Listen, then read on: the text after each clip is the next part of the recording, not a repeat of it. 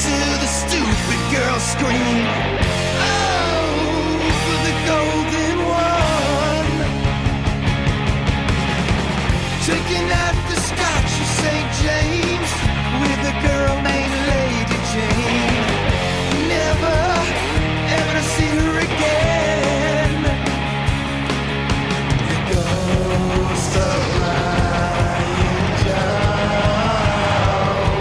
shall haunt me forever. The ghost of Ryan Jones.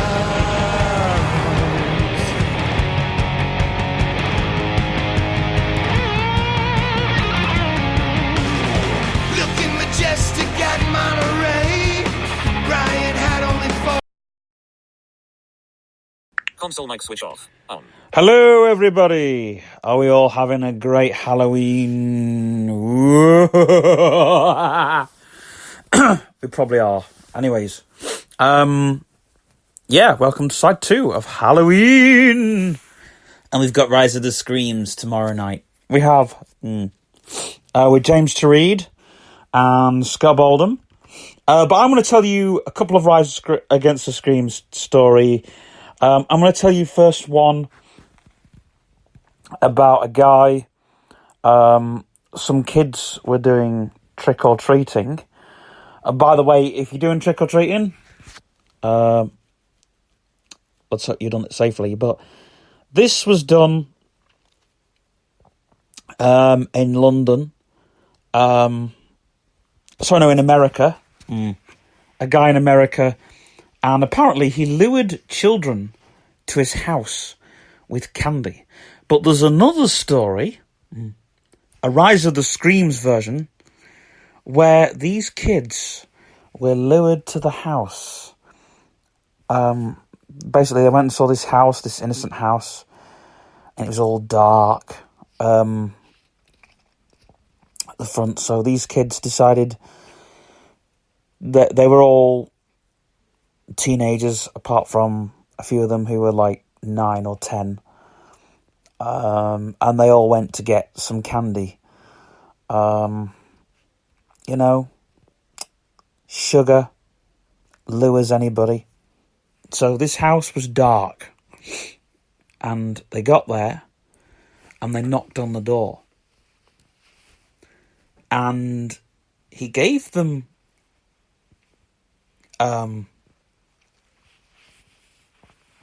he gave them candy.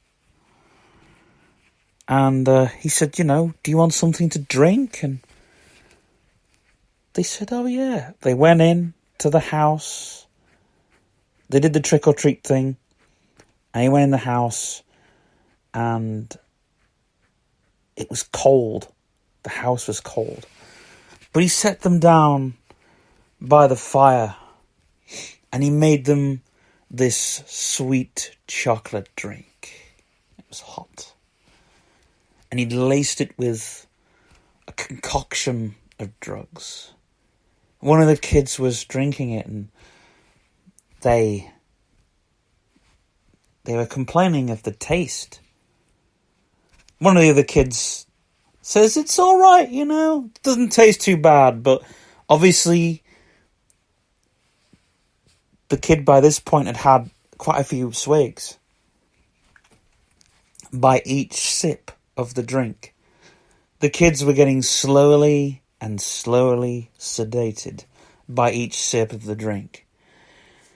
Once they got to the bottom of the drink, they were more or less fully sedated, and some of them were tripping out and, to the point where this guy could do whatever the hell they wanted. But there was one kid who was smart, and he was about 12, and he was one of the other ones that complained, and he decided to help his peers out of this situation, this sticky situation. Let's go home, he cried. Home? We are home. And the kids, because they'd had this concoction of drugs within their system, they were so tripped out of it. They were so high. They were so out of it that they basically thought they were home. Some of them didn't exactly. They thought they were, at a safe place, And they were fixing this one kid with this stare. As if he wasn't there, This kid knew they weren't at home. This kid knew they weren't a safe place. This kid knew they were in danger. So the man came in the room and says, "Hey kids, do you want to play a game?" The kid, who didn't even take the concoction, decided he would test the game. "Yes, I'll go first, kids," he says. "Okay." They all followed him. "He is a good leader," they all said. They followed him into a room. Well, they followed him into a room which was behind a wall. But because the other kids were tripped out, they didn't know where the hell they were going.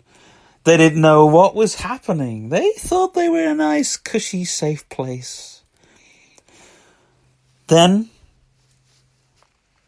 the kid who knew exactly what was going on was placed on a table.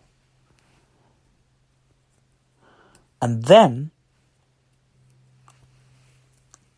he was told to take his clothes off. And before you think what's going to happen next is quite vile, it's not. However, it is quite sadistic. Apparently, the man sprayed him. Yeah, sprayed him with a cold spray. You think that's nothing? Wait what's coming next. He then closed the door and chained it shut. All the kids were watching. They were all in there with him. And they were all watching this delight. The man decided to light the candle and just put it near his body, the burning wax, burning wax, burning his body. About 4th degree burns, we're talking. And then he stuck screws in his rectum. Yeah, it gets a bit more scary than this.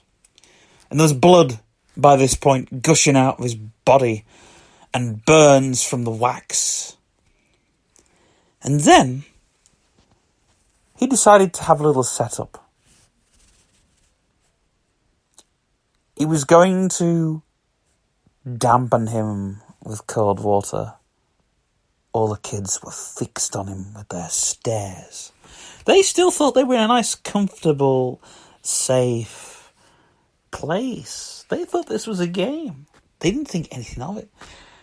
Obviously, they were just probably seeing unicorns or My Little Pony or something weird tripping out of the whole thing. Then, and all of a sudden, the man decided that he was going to kill this kid. But this kid was smart.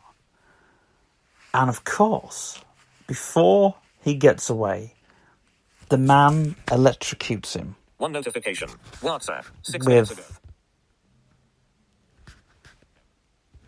9:55 p.m. Audio recording in progress. He electrocutes him, and then, basically, he then says, "I'm leaving for a while, but when I come back, don't worry, you'll all get your turn." He then put on a machine that had the sleeping gas. "Now, if anyone tries to fight this," he says, "you'll all get the shockies. Yes, you'll all get shocked. Every one of you.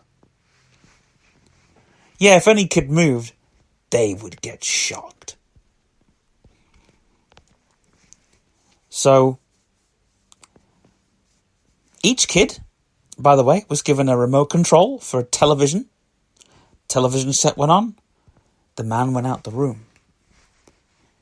When the kids changed the channels, they got zapped with a sharp pain. They thought it was a tickling sensation. They would do. They're as high as whatever. And what they're watching on TV? Well, goodness knows. But the kid who was brave enough decided to move. He got shocked. It was painful, but he decided to fight. You can all stay here or you can follow me. You're our leader. Right. This is going to hurt a lot. But you're all going to get out alive. The kid managed to break free. Of course, the electric shocks hurt him a lot, but he managed to break free. In the room, there was a window. A tiny window. In the corner of the room was an axe. But the kid thought if he hacked at the window, the man would hear. So he looked in the room and there was a knife. And he managed to cut the lock.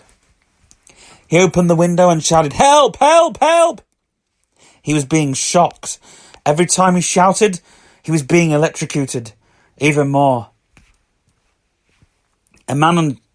Somebody managed to phone the police and get this horrible man arrested. All the kids were taken to a hospital, including the kid that hadn't taken the concoction.